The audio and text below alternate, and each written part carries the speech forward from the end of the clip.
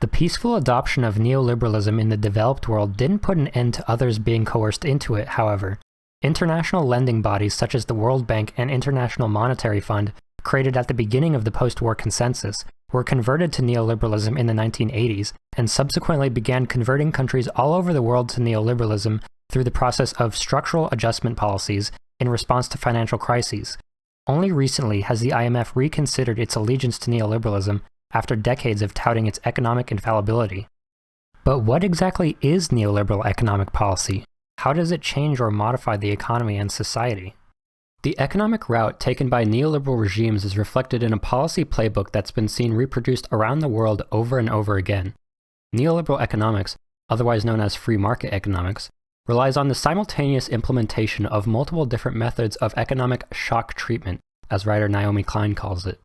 Neoliberalism shifts the primary goal of economic policy from achieving full employment to the reduction of inflation, and therefore pursues contractionary monetary policy over fiscal policy. These policies tightly control the supply of money being printed by the government in order to keep the real value of the currency high, to keep prices stable, to increase interest rates, and therefore increase returns on loan repayments from debtors, and to deprive the government of money to spend on Keynesian interventions. Far from being a small technical detail, the shift from targeting full employment to inflation is what marks the death of embedded liberalism and the arrival of neoliberal regimes in almost every instance. Neoliberalism calls for deep budget cuts to government spending, even if that spending is devoted to crucial social services or welfare programs, which is also known as austerity. It also calls for the privatization of state-owned industries and services, which will later be privately operated or simply sold. It calls for the suspension of fixed price controls and exchange rates, the removal of tariff protections for local industries, and the suppression of labor's right to collectively bargain for improved work conditions. These goals are often accomplished with a combination of domestic legislation and international free trade deals such as NAFTA or the recently scrapped Trans-Pacific Partnership, which encode trade liberalization, the outsourcing of cheap labor, and corporate supremacy over government regulations into the DNA of their partner nations. Essentially, neoliberalism calls for the removal of any regulations or legislation that impede the aspirations of multinational companies and corporations and of the politicians who inevitably benefit from serving them. The logistical purpose of these policies is to create a playground for private capital to invest in and profit from. Decreasing federal budgets for education, healthcare, and housing, and the accompanying privatization of those industries, forces people to pay private companies for crucial or even life-preserving services, companies that can easily raise the prices of these services and escape punishment for doing so. Removing tariffs means opening the economy to foreign investment and flooding the market with cheap foreign imports that crush local businesses, increasing unemployment and poverty, and sending money out of national circulation and into private pockets.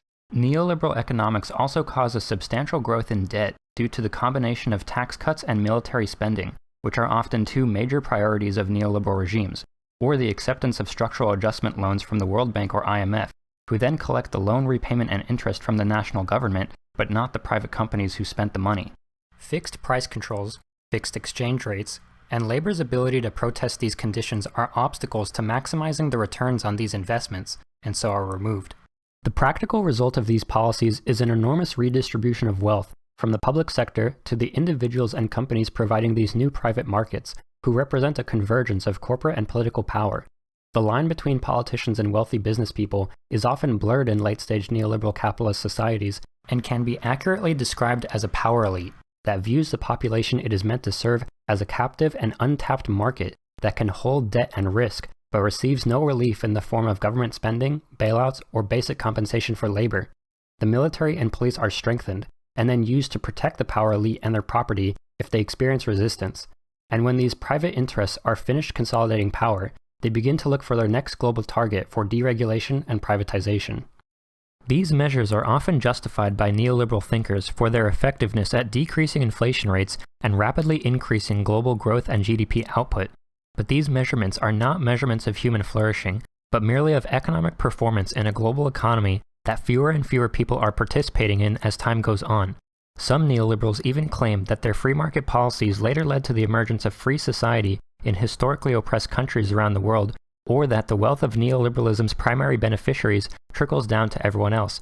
And some even characterize the term neoliberalism itself as an epithet devoid of meaning or unrepresentative of neoliberalism's true form. These arguments are deceptive, and history has shown that neoliberals will suffer any human cost to defend the free market from government intervention, which they insist is the only source of human freedom there is. Today,